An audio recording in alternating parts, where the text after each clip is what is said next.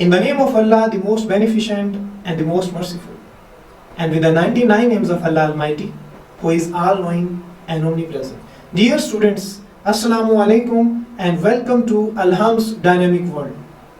Students, our today's topic is interjections.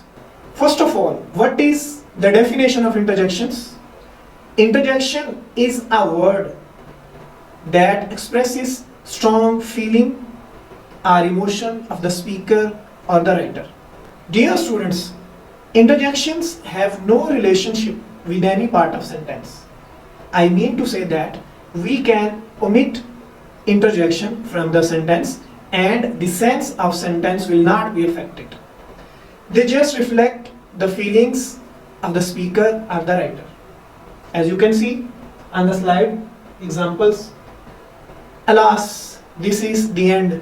इस sentence में speaker थोड़ा सुरदा है. Hey, do you know where are you going?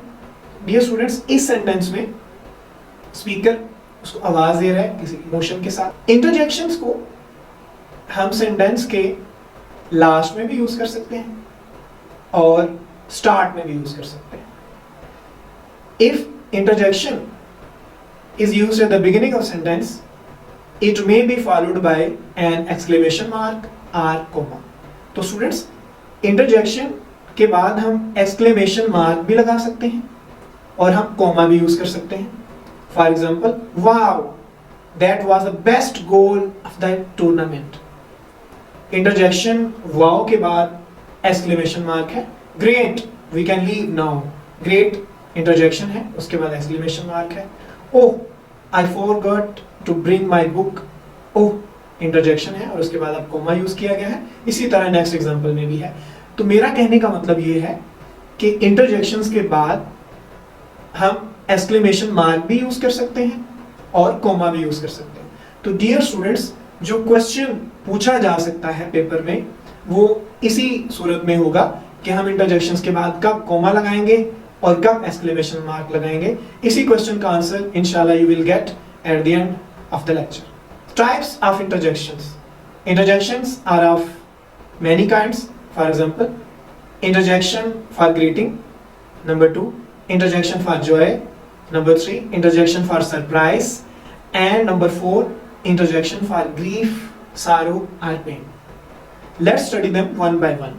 Dear students, interjection for greeting are used to indicate emotion of warmth toward the other person when they meet.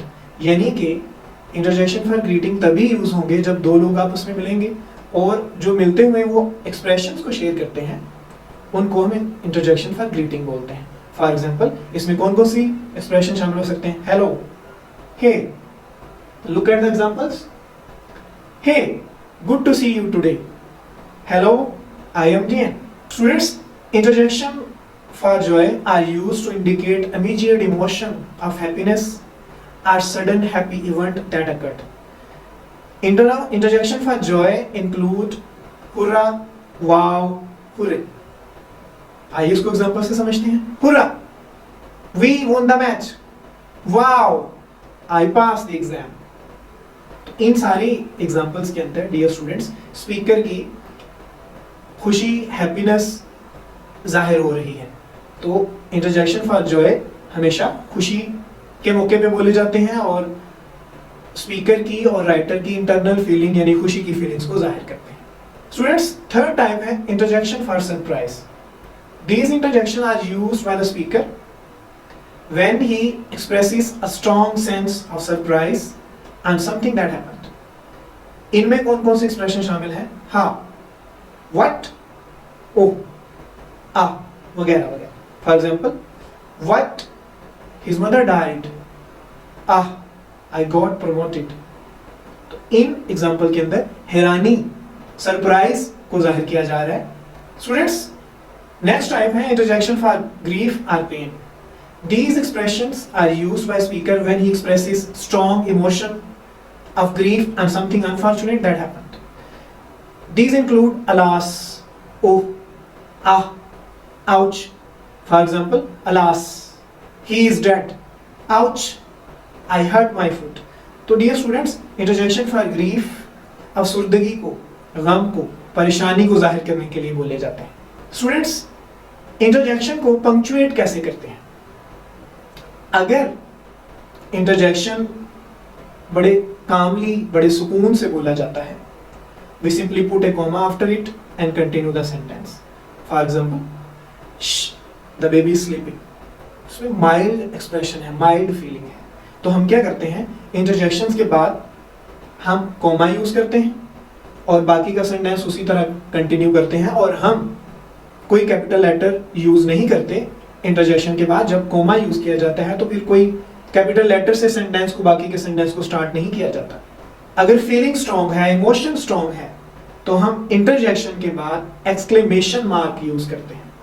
For example, ouch, I just cut my finger. इसमें वो pen को express कर रहा है और emotion भी strong है। तो आप स्लाइड में देख सकते हैं कि ओह एक्सक्लेमेशन लगा हुआ है इंटरजेक्शन के बाद, और जो नेक्स्ट अब सेंटेंस स्टार्ट करेगा तो उसका फर्स्ट लेटर कैपिटल होना चाहिए। इसी तरह, he scored the winning touchdown, sentence इधर है, आगे उसने एंड पे यूज किया है एक्सक्लेमेशन मार्क, वाओ। तो डियर स्टूडेंट्स, आप याद रखेंगे दोनों पॉइंट्स को, जो कि इंपॉर्टेंट है, जिसको याद करवाने के लिए पूरा लेक्चर बनाया गया है कि अगर फीलिंग काम है, पीसफुल है, इतनी स्ट्रॉन्ग नहीं है, तो हम इंटरजेक्शंस के बाद कॉमा यूज करते हैं और बाकी जो सेंटेंस स्टार्ट होगा उसका फर्स्ट लेटर कैपिटल नहीं लिखा जाएगा। इसी तरह अगर फीलिंग और इमोशन स्ट्रॉन्ग है तो हम इंटरजेक्शंस के बाद एक्सक्लेमेशन मार्क यूज करेंगे, और सेंटेंस को जब हम शुरू करेंगे तो उसका फर्स्ट लेटर हमेशा हमेशा कैपिटल होगा। स्टूडेंट्स, वो कौन कौन से कॉमन इंटरजेक्शंस हैं आप उनको स्लाइड में उनकी लिस्ट देख सकते हैं। ओह, आउच, श, वाओ, हुर्रे, और आगे ये भी बता दिया गया है कि ये इंटरजेक्शन किस किस मौके पे, किस किस इवेंट पे बोले जा सकते हैं। आप फर्स्ट स्लाइड में भी देख सकते हैं, इसी तरह आप सेकंड स्लाइड में भी उन इंटरजेक्शंस को देख सकते हैं और ये भी जान सकते हैं कि किन किन इवेंट्स पे, किस किस जगह पे बोले जा सकते हैं। तो dear students, that was all about interjections. I hope you have all understood. इंशाल्लाह नेक्स्ट लेक्चर में मिलेंगे, तब तक के लिए अल्लाह हाफिज, टेक केयर।